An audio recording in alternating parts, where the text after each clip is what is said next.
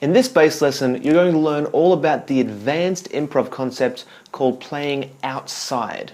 You'll learn what it is and how you can start doing it for yourself. Hi, I'm Luke McIntosh from becomeabassist.com, and if you're an intermediate or advanced improviser, then in the next few minutes I'll show you how to take your bass solos to the next level using this concept.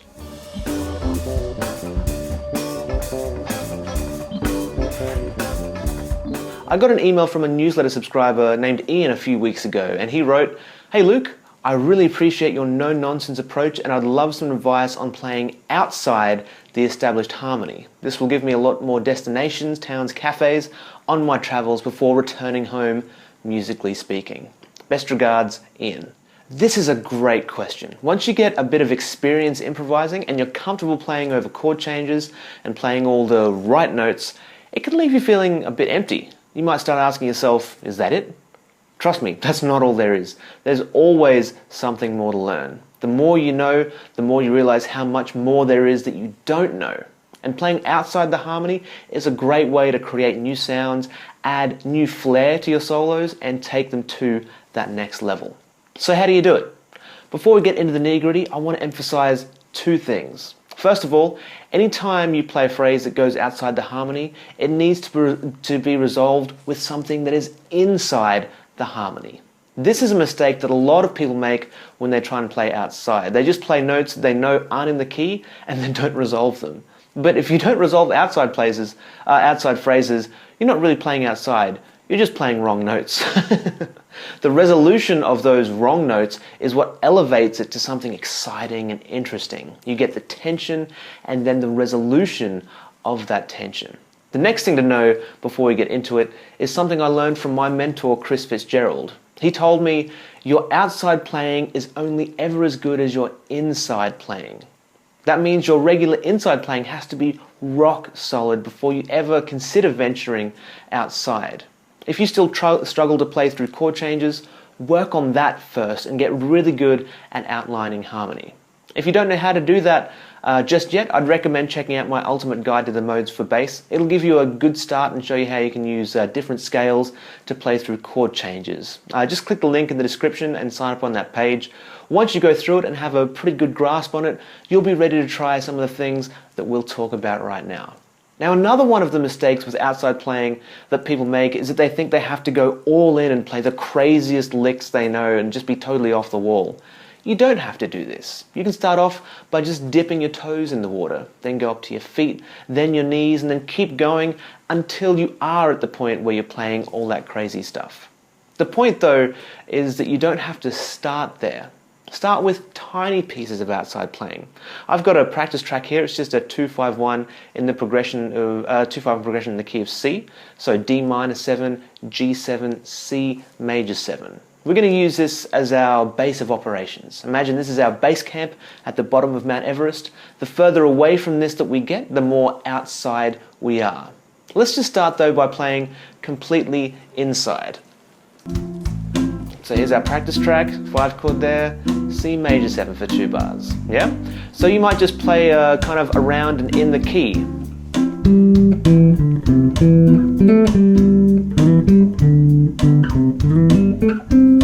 Yeah? You might play with different scales, different modes.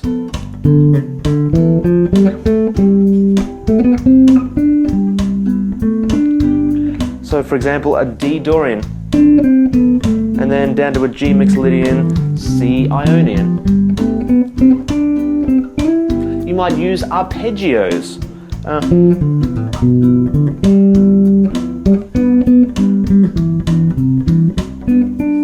Extensions up there.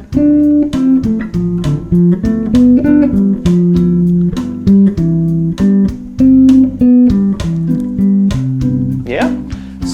So far, we haven't ventured outside at all, right? Everything has been very much within the key. But let's start now by just picking one note to play that's outside. Let's aim for the sharp 11 on the C major 7 chord. That's a super common sound to play over that chord type, and let's really aim to nail that sharp 11 on the chord change, and then of course make sure to resolve it. So it's the F sharp over that C major 7 chord. Yeah? So let's have a try. So there's the 5 chord. We'll wait till the next go around. 2, 3, 4. Here we go. Aiming for that sharp 11 on the C major chord.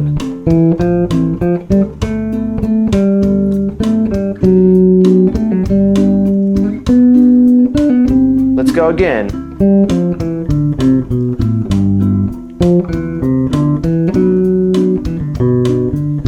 Yeah? Hear that? Here how we get that sharp 11 sound. It's outside the key, so we have a bit of tension there. But then we play around with it and get that resolution. Yeah? That's what we're looking for here. The next step is to not play just one note that's outside, but maybe a set of notes where some of them aren't in the key. So let's try using a blues scale over that C major 7 chord now. Now in the blues scale we'll have C, E flat, F, F sharp, G and B flat. 3 of those notes aren't in the key, the E flat, the F sharp and the B flat. But if we resolve those notes, it'll still work out. Let's try it out.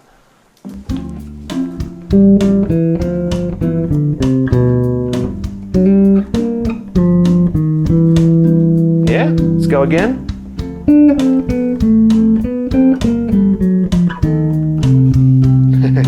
Yeah, temporary tension and then resolution. Notice how I'm actually resolving it back to the major 7 chord every time. Now a bad example would be if you just left those notes hanging out there like that. So,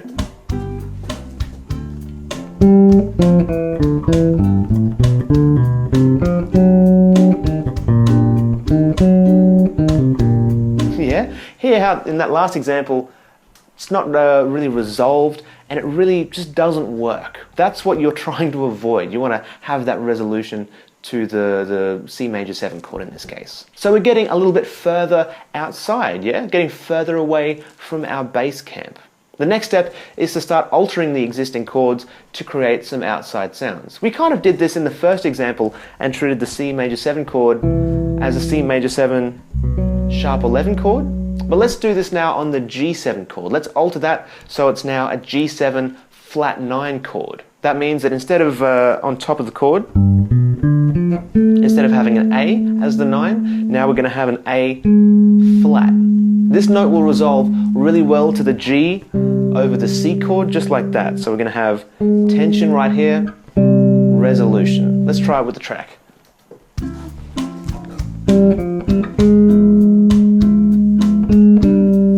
Yeah, hear that resolution? Let's go again with a bit more involvement.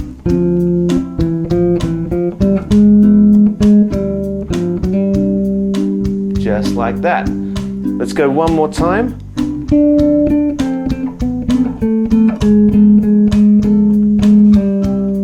Yeah, you could also treat that G7 as a sharp 9 flat 9 chord. So as well as the A flat over that G7, we can also play a B flat. And that will really resolve well to the G underneath it or the B above, yeah? So over the G7 chord, up to the B there, yeah? Let's go a couple more times.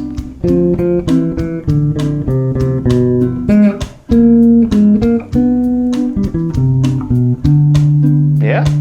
Let's do the same thing, resolving that B flat to the G. Just like that, yeah? You can do the same thing with a ton of other alterations on that G7 chord. It's an unstable chord type that needs resolution anyway, so it will support a lot of other tensions as well. Next though, let's start substituting some chords to take us even further outside the harmony, further away from our bass camp. The most obvious place to do this is on the G7 chord, again, because it'll support a ton of those tensions. Let's do here what's called a tritone substitution, replacing this dominant chord with a dominant chord that's a tritone away from it. That's 3 whole tones. A tritone away from G is 1, 2, 3, D flat. So now our progression will be D minor 7, D flat 7, C major 7. It's pretty different now, right? Now over the D flat 7, one option is to use your Lydian dominant scale. And in D flat, that means you'd have, I'll play it up here. D flat, E flat, F, G, A flat, B flat, C flat, more commonly known as F, and then D flat on the top. Now we've got 5 notes that are outside the key. So that might sound something like this.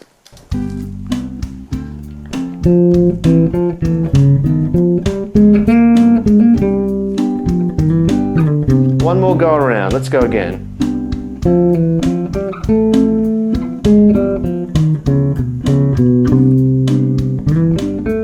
Yeah. Now, at this point, you could even start combining all the ideas we've used so far. You might keep the D minor, use the D flat 7, and then aim for the sharp 11 on the C major chord and give yourself a C major 7 sharp 11. That might get you something like this.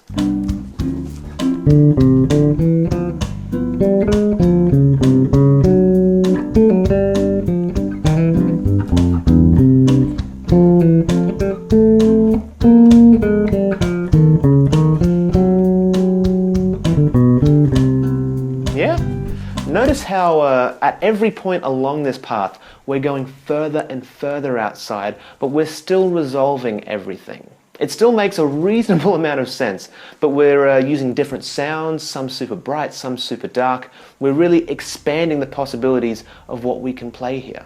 Now again, you could keep going crazy with chord substitutions here and create more and more intricate and complex harmonies.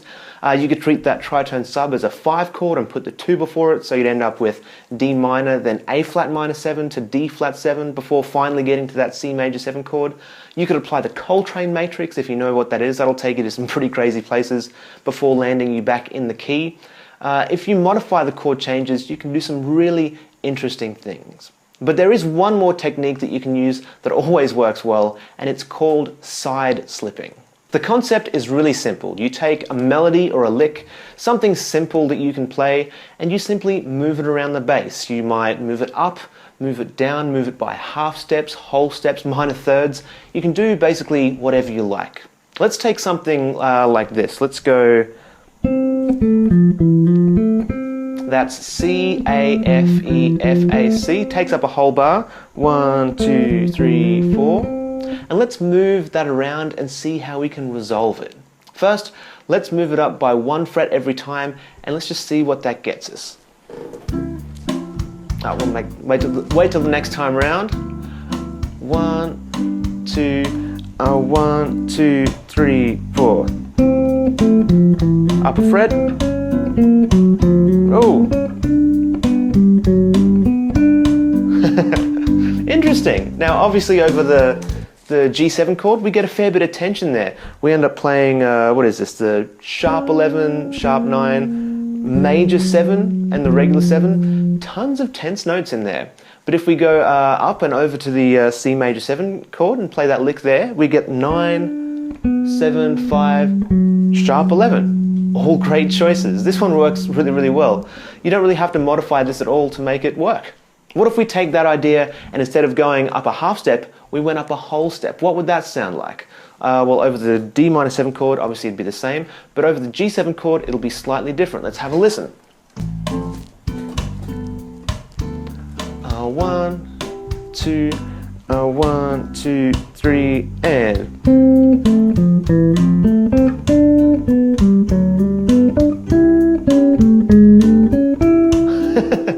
Now, over the G7, it actually works quite well. We get D, B, G, and F sharp.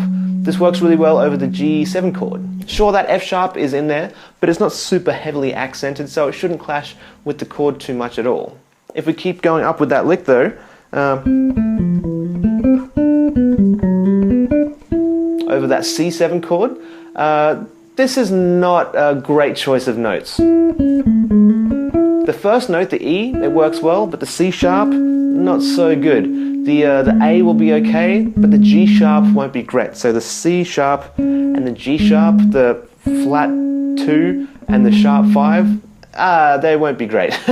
Not a great sound. Have another listen real quick.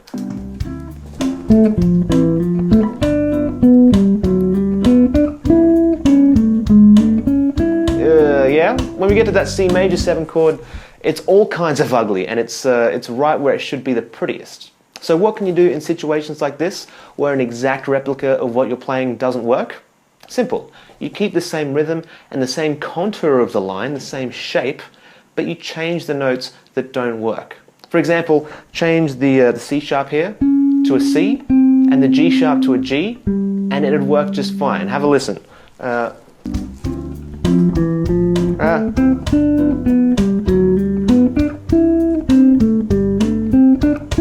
Yeah?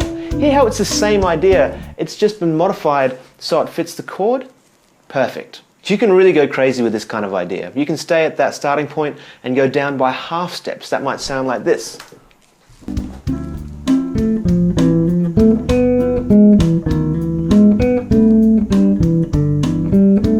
Yeah, let's go again. Down a half step. Of course, I modified the notes over the C major 7 again, so they'd work. Next, let's try the same thing, this time going down by whole steps, so starting the phrase on a B flat rather than a C.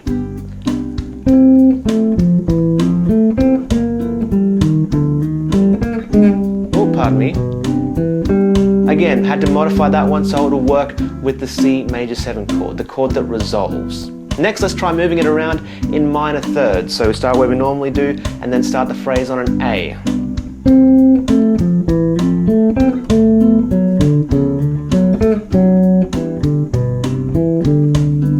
Yeah, again, have to change the notes for that last chord so it makes sense with the harmony there.